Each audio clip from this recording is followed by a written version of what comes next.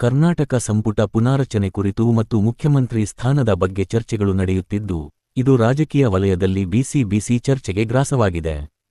ಸಿದ್ದರಾಮಯ್ಯ ಪರವಾಗಿ ಅಹಿಂದ ವರ್ಗದವರು ಪತ್ರ ಚಳವಳಿ ನಡೆಸುತ್ತಿದ್ದಾರೆ ಮತ್ತು ರಾಹುಲ್ ಗಾಂಧಿಯವರಿಗೆ ಸಿದ್ದರಾಮಯ್ಯ ಅವರನ್ನೇ ಪೂರ್ಣಾವಧಿ ಸಿಎಂ ಎಂದು ಘೋಷಿಸುವಂತೆ ಮನವಿ ಸಲ್ಲಿಸುತ್ತಿದ್ದಾರೆ.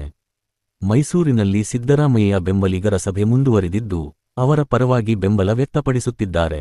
ಮುಖ್ಯಮಂತ್ರಿ ಸಿದ್ದರಾಮಯ್ಯ ಅವರು 2025ನೇ ಸಾಲಿನ ರಾಜ್ಯೋತ್ಸವ ಪ್ರಶಸ್ತಿಗೆ ಭಾಜನರಾದ ಗಣ್ಯರಿಗೆ ಅಭಿನಂದನೆ ಸಲ್ಲಿಸಿದ್ದಾರೆ. ವಿವಿಧ ಕ್ಷೇತ್ರಗಳಲ್ಲಿ ಅವರ ಸೇವೆಯು ಇತರರಿಗೆ ಸ್ಫೂರ್ತಿಯಾಗಲಿ ಎಂದು ಹಾರೈಸಿದ್ದಾರೆ. ಆರ್ಎಸ್ಎಸ್ ಪಥಸಂಚಲನದಲ್ಲಿ ಭಾಗಿಯಾಗಿದ್ದ ಪಿಡಿಒ ಅಧಿಕಾರಿಯ ಅಮಾನತಿಗೆ ಕರ್ನಾಟಕ ಆಡಳಿತ ನ್ಯಾಯಮಂಡಳಿ ಕೆಎಸ್ಎಟಿ ತಡೆಯಾಜ್ಞೆ ನೀಡಿದೆ. ಇದು ಕಾಂಗ್ರೆಸ್ ಸರ್ಕಾರಕ್ಕೆ ಮತ್ತೊಂದು ಹಿನ್ನಡೆಯಾಗಿದೆ. ಕರ್ನಾಟಕ ಪ್ರವಾಸೋದ್ಯಮ ಇಲಾಖೆಯ ಜಾಹೀರಾತಿನಲ್ಲಿ ಕೇರಳದ ವಯನಾಡ್ ಸೇರಿಸಿರುವ ಬಗ್ಗೆ ಬಿಜೆಪಿ ನಾಯಕ ಸಿ.ಟಿ. ರವಿ ಆಕ್ಷೇಪ ವ್ಯಕ್ತಪಡಿಸಿದ್ದು, ಸಿಎಂ ಸಿದ್ದರಾಮಯ್ಯ ವಿರುದ್ಧ ಹರಿಹಾಯ್ದಿದ್ದಾರೆ. ಬೆಂಗಳೂರಿನಲ್ಲಿ ಉದ್ದೇಶಿತ ಸುರಂಗ ಮಾರ್ಗ ಯೋಜನೆ ಬಗ್ಗೆ ಚರ್ಚೆಗಳು ನಡೆಯುತ್ತಿದ್ದು, ಡಿಸಿಎಂ ಡಿಕೆ ಶಿವಕುಮಾರ್ ಅವರು ಈ ಬಗ್ಗೆ ತಮ್ಮ ನಿಲುವನ್ನು ವ್ಯಕ್ತಪಡಿಸಿದ್ದಾರೆ. ಬೆಂಗಳೂರಿನಲ್ಲಿ ಪ್ರಸ್ತಾಪಿತ ಸುರಂಗ ಮಾರ್ಗ ಟನಲ್ ರೋಡ್ ಯೋಜನೆ ಕುರಿತು ಡಿಕೆ ಶಿವಕುಮಾರ್ ಮತ್ತು ಬಿಜೆಪಿ ಸಂಸದ ತೇಜಸ್ವಿ ಸೂರ್ಯ ನಡುವೆ ತೀವ್ರ ವಾಕ್ಸಮರ ನಡೆಯುತ್ತಿದೆ. ಟನಲ್ ಬೇಡ ಅಂತ ಹೇಳೋಕೆ ಅವನ್ಯಾರು ಎಂದು ಶಿವಕುಮಾರ್ ಅವರು ತೇಜಸ್ವಿ ಸೂರ್ಯ ವಿರುದ್ಧ ಆಕ್ರೋಶ ವ್ಯಕ್ತಪಡಿಸಿದ್ದಾರೆ. ಇದಕ್ಕೆ ಪ್ರತಿಯಾಗಿ ತೇಜಸ್ವಿ ಸೂರ್ಯ ಕೂಡ ತಿರುಗೇಟು ನೀಡಿದ್ದಾರೆ. ಮುಖ್ಯಮಂತ್ರಿ ಸಿದ್ದರಾಮಯ್ಯ ಅವರ ಪೂರ್ಣಾವಧಿ ಸಿಎಂ ಕುರಿತು ನಡೆಯುತ್ತಿರುವ ಚರ್ಚೆಗಳ ಬಗ್ಗೆ ಡಿಕೆ ಶಿವಕುಮಾರ್ ಮೌನ ವಹಿಸಿದ್ದು, ಇದು ಅವರ ಎಚ್ಚರಿಕೆಯ ಹೆಜ್ಜೆ ಎಂದು ವಿಶ್ಲೇಷಿಸಲಾಗುತ್ತಿದೆ. ಪಕ್ಷದ ಕಾರ್ಯಕರ್ತರು ಮತ್ತು ಬೆಂಬಲಿಗರು ಗೊಂದಲ ಸೃಷ್ಟಿಸದಂತೆ ಅಥವಾ ಹಠ ಮಾಡದಂತೆ ಮನವಿ ಮಾಡಿದ್ದಾರೆ. ದಕ್ಷಿಣ ಭಾರತದ ನಗರಾಭಿವೃದ್ಧಿ ಸಚಿವರ ಸಮ್ಮೇಳನ ಇಂದು ಬೆಂಗಳೂರಿನಲ್ಲಿ ನಡೆಯಲಿದ್ದು, ಡಿಕೆ ಶಿವಕುಮಾರ್ ಅವರು ಈ ಸಭೆಯ ಆಯೋಜನೆಯಲ್ಲಿ ಪ್ರಮುಖ ಪಾತ್ರ ವಹಿಸುತ್ತಿದ್ದಾರೆ. ಕೇಂದ್ರ ಸಚಿವ ಮನೋಹರ್ ಲಾಲ್ ಖಟ್ಟರ್ ಅವರು ಸಭೆಯಲ್ಲಿ ಭಾಗವಹಿಸಲಿದ್ದಾರೆ.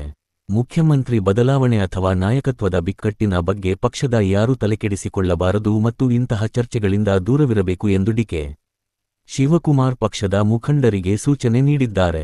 ಬೆಂಗಳೂರಿನ ಘನತೆಯನ್ನು ಕಾಪಾಡಿಕೊಳ್ಳಬೇಕು ಎಂದು ಹೇಳಿರುವ ಶಿವಕುಮಾರ್, ನಗರದ ಅಭಿವೃದ್ಧಿ ಕಾಮಗಾರಿಗಳ ಬಗ್ಗೆ ಗಮನ ಹರಿಸುತ್ತಿದ್ದಾರೆ.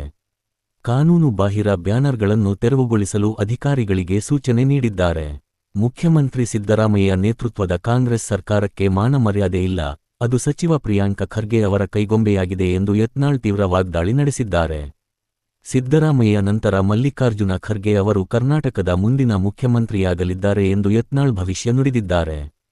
ಕಾಂಗ್ರೆಸ್ ಪಕ್ಷದಲ್ಲಿ ನವೆಂಬರ್ ತಿಂಗಳಲ್ಲಿ ದೊಡ್ಡ ರಾಜಕೀಯ ಕ್ರಾಂತಿಯಾಗಲಿದೆ ಎಂದು ಹೇಳಿದ್ದಾರೆ.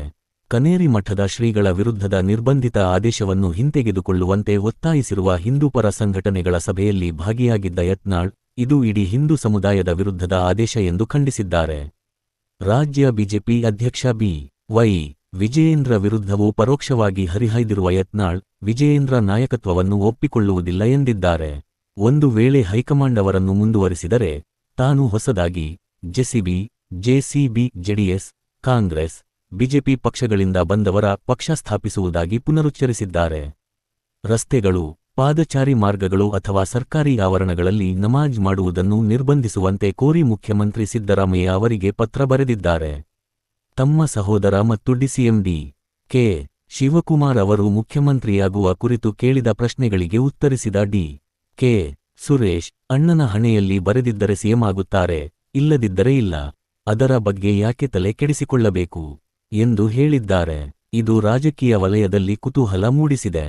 ಡಿ.ಕೆ. ಶಿವಕುಮಾರ್ ಅವರು ಪಕ್ಷದ ಅಧ್ಯಕ್ಷರಾಗಿ ಯಾವುದೇ ಚ್ಯುತಿ ಬಾರದಂತೆ ಎಲ್ಲರನ್ನೂ ಜೊತೆಯಲ್ಲಿ ತೆಗೆದುಕೊಂಡು ಹೋಗುವ ಕೆಲಸ ಮಾಡುತ್ತಿದ್ದಾರೆ ಎಂದು ಹೇಳಿದ್ದಾರೆ. ರಾಜ್ಯ ರಾಜಕಾರಣದಲ್ಲಿ ನವೆಂಬರ್ ತಿಂಗಳಲ್ಲಿ ಮುಖ್ಯಮಂತ್ರಿ ಬದಲಾವಣೆ ಕುರಿತು ಕೇಳಿಬರುತ್ತಿರುವ ನವೆಂಬರ್ ಕ್ರಾಂತಿ ಊಹಾಪೋಹಗಳನ್ನು ಅವರು ತಳ್ಳಿಹಾಕಿದ್ದಾರೆ. ನವೆಂಬರ್ ಎಂದರೆ ತನಗೆ ಕನ್ನಡ ರಾಜ್ಯೋತ್ಸವ ಮಾತ್ರ ನೆನಪಾಗುತ್ತದೆ ಎಂದು ಹೇಳಿದ್ದಾರೆ. ಸಚಿವ ರಾಜಣ್ಣ ಅವರು ಡಿಕೆಶಿ ಕೆಪಿಸಿಸಿ ಅಧ್ಯಕ್ಷ ಸ್ಥಾನ ಬಿಡಬೇಕೆಂಬ ಹೇಳಿಕೆಗೆ ಮಾಜಿ ಸಂಸದ ಡಿ.ಕೆ. ಸುರೇಶ್ ಗರಂ ಆಗಿದ್ದಾರೆ. ಡಿಕೆಶಿ ಅವರಿಗೆ ಜವಾಬ್ದಾರಿ ಕೊಟ್ಟಿರೋದು ಪಕ್ಷದ ವರಿಷ್ಠರು ಎಂದು ಹೇಳಿದ್ದಾರೆ. ಕರ್ನಾಟಕದ ಅಭಿವೃದ್ಧಿಗೆ ಮತ್ತು ಕಾಂಗ್ರೆಸ್ ಪಕ್ಷಕ್ಕೆ ತಮ್ಮ ತಂದೆ ಸಿದ್ದರಾಮಯ್ಯ ಅವರ ನಾಯಕತ್ವ ಅನಿವಾರ್ಯ ಎಂದು ಅವರು ಈ ಹಿಂದೆಯೇ ಹೇಳಿಕೆ ನೀಡಿದ್ದರು. ಈ ನಿಲುವಿಗೆ ಅವರು ಈಗಲೂ ಬದ್ಧರಾಗಿದ್ದಾರೆ. ಇತ್ತೀಚೆಗೆ ಮೈಸೂರಿನಲ್ಲಿ ಮಾತನಾಡಿದ್ದ ಯತೀಂದ್ರ, ಬಿಜೆಪಿ ಮತಗಳ್ಳತನದ ಮೂಲಕ ಅಧಿಕಾರಕ್ಕೆ ಬಂದಿದೆ ಎಂದು ಆರೋಪಿಸಿ ಕೇಂದ್ರ ಚುನಾವಣಾ ಆಯುಕ್ತರು ಪುಡಾರಿ ರೀತಿ ಮಾತನಾಡುತ್ತಾರೆ ಎಂದು ಟೀಕಿಸಿದ್ದರು. ಪ್ರಧಾನಮಂತ್ರಿ ನರೇಂದ್ರ ಮೋದಿ ಅವರು ಅಕ್ಟೋಬರ್ 30 ಮತ್ತು 31 ರಂದು ಗುಜರಾತ್ಗೆ ಭೇಟಿ ನೀಡಲಿದ್ದಾರೆ. ಇಂದು ಸಂಜೆ ಅವರು ಏಕತಾ ನಗರ, ಕೆವಾಡಿಯಾಗೆ ಪ್ರಯಾಣಿಸಲಿದ್ದು, ಅಲ್ಲಿ ಈ ಬಸ್ಗಳಿಗೆ ಚಾಲನೆ ನೀಡಲಿದ್ದಾರೆ.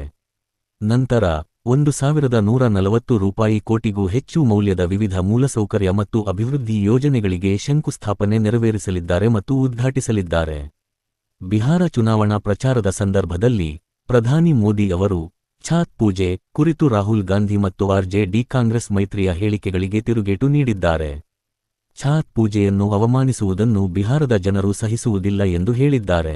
ಅಲ್ಲದೆ ಬಿಹಾರದ ಅಭಿವೃದ್ಧಿಗೆ ಎನ್‌ಡಿಎ ಸರ್ಕಾರ ಅಗತ್ಯ ಎಂದು ಪ್ರತಿಪಾದಿಸಿದ್ದಾರೆ. ಅಂತಾರಾಷ್ಟ್ರೀಯ ಆರ್ಯನ್ ಶೃಂಗಸಭೆಯಲ್ಲಿ ಅಕ್ಟೋಬರ್ 31 ರಂದು ನವದೆಹಲಿಯಲ್ಲಿ ನಡೆಯಲಿರುವ ಅಂತಾರಾಷ್ಟ್ರೀಯ ಆರ್ಯನ್ ಶೃಂಗಸಭೆ 2025 ರಲ್ಲಿ ಪ್ರಧಾನಿ ಮೋದಿ ಭಾಗವಹಿಸಲಿದ್ದಾರೆ.